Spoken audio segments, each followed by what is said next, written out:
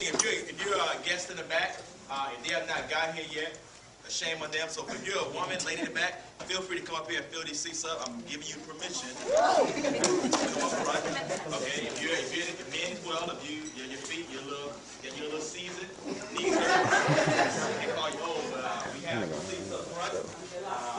Feel free to come up front. I'll say it again. I do spit, but it's rich. Right here, 2 seats right here. 2 seats over here.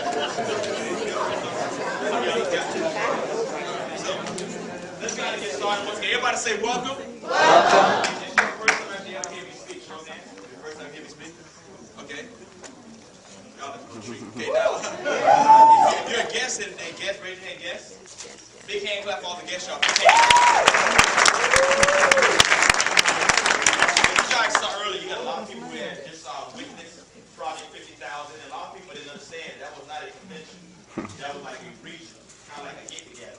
Just that 200 people showed up. You typically don't find that in this industry, okay?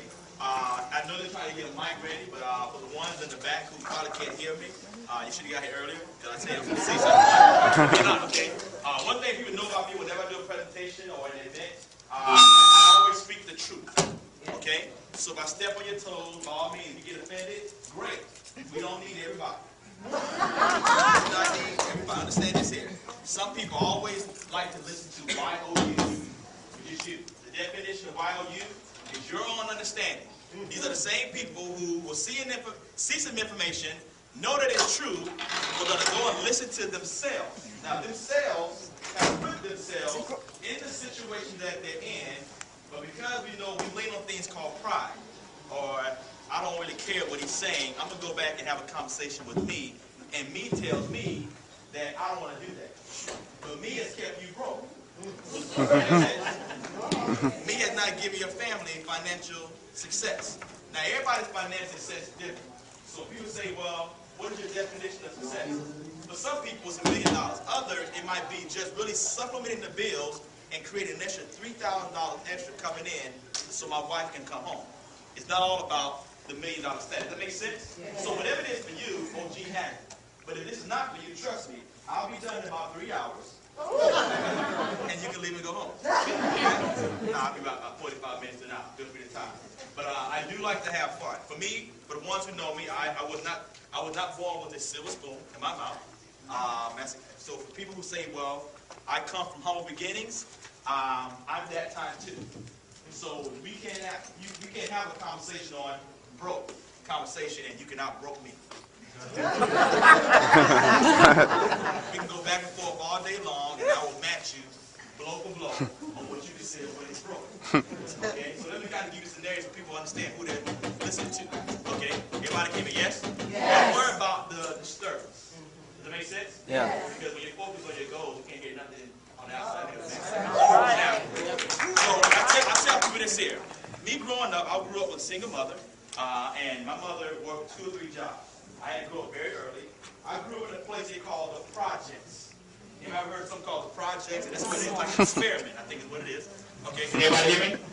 Yeah. Can everybody hear me? Okay. I grew up in a place they call the projects. Now, my family's from Decatur, Georgia, and we relocated to Tampa, Florida, in a place called College Hill or Belma Heights. Now, in the projects, the ones who had a chance to experience the humbleness. When you're growing up very humble, very poor, they say, we didn't have the things of luxury that everybody else had. We didn't have glass of silverware.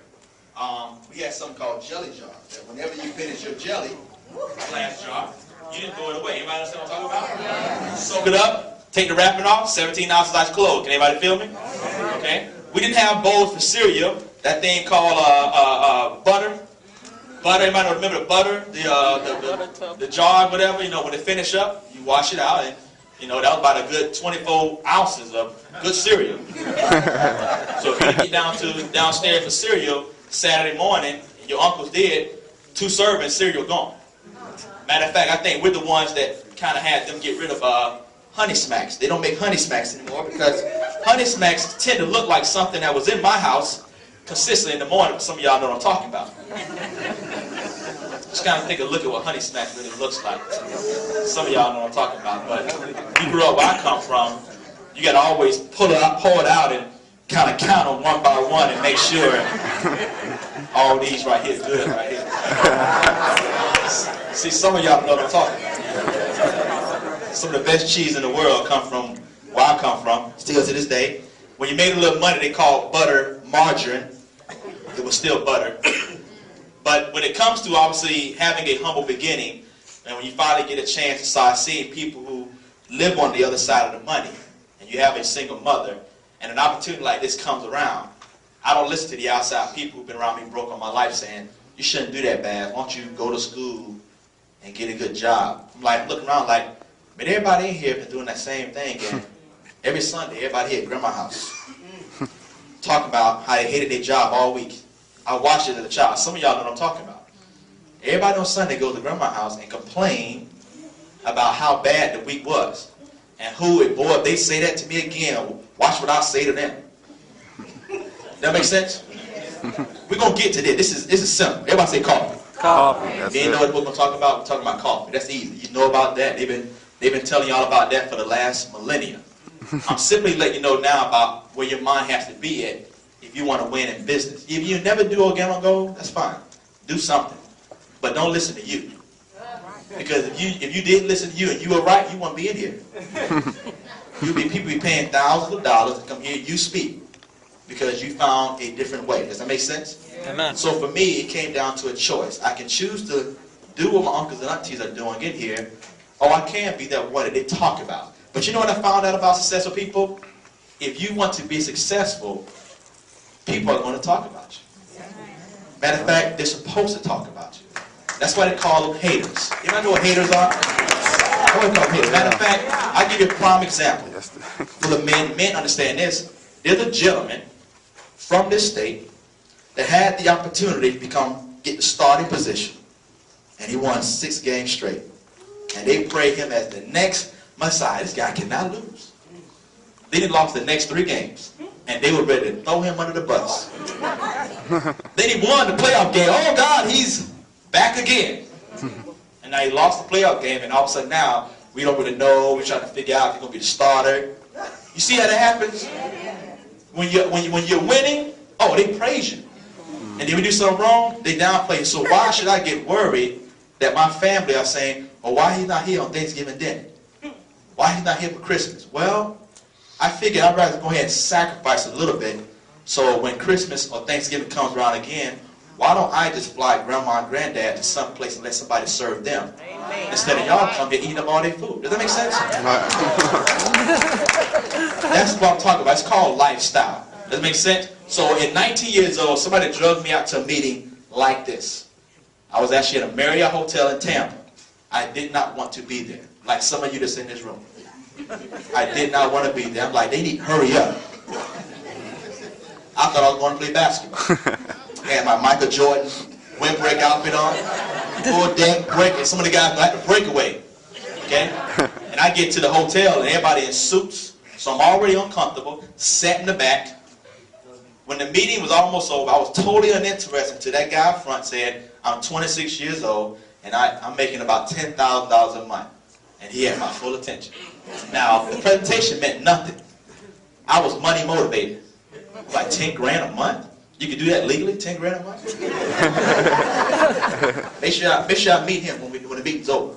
Because where I come from, you making 10 grand a month, and you ain't 6'8", on a 4'140", you're doing something that your parents told you not to do. Does anybody understand what I'm talking about? So I'm like, if he can do that legally, let's make some money.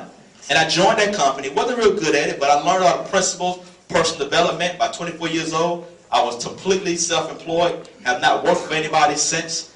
And because of those teachings, because of those relationships, I became good friends with a gentleman by the name of Mr. Holton Buggs. Okay? And Holton Buggs called me up and said, I found the last thing you ever need to do.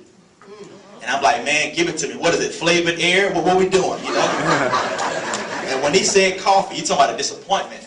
I'm like, I tried coffee one time when I was about 7 years old in Georgia. My grandmother drank black coffee. And one day when she wasn't looking, and we was all trying to figure out what it was, me being the person I am, I said, I'm gonna do it. I'm gonna drink and see what it is. and I drank the coffee, and I think it stunted my growth. So I never, if you see anybody in my family, everybody's 6'6", 6'5", like, what's so bad about it? He drank the coffee, so I wasn't going to drink no coffee, so I'm completely uninterested when Hope said coffee. But we kept in contact for a period of time, and after 1 year, when I understood he became a multi-millionaire, and he didn't drink coffee either, I knew how to humble myself and pretty much get out of my way, and say, okay, explain to me exactly what this coffee thing is all about. And ladies and gentlemen, I will tell you this here. For some people who don't understand how business works, majority of people on the planet who are millionaires based on somebody else's idea. Microsoft today still has more millionaires than anybody, 10,000 plus, but it was Bill Gates' idea. He actually, some of y'all know the story, he told 5 people in the garage about the opportunity. You know, 2 said yes, 3 said no. To this day, you can never get him to tell you the names of the 3 people that said no, for the embarrassment of the families who've been robbed because their father or grandfather thought they knew so much. Now, it was his idea. He just said, I need your help. Like, I need you to put the circuit board together, but the idea is here. But based on your expertise, I need you to put the circuit together. You said no, because you didn't believe you could take a CPU and put it on the desktop. Does that make sense? But if he would simply have just said yes, just yes, like Mr. Allen did, he'd be one of the wealthiest people on the planet. And their family, done.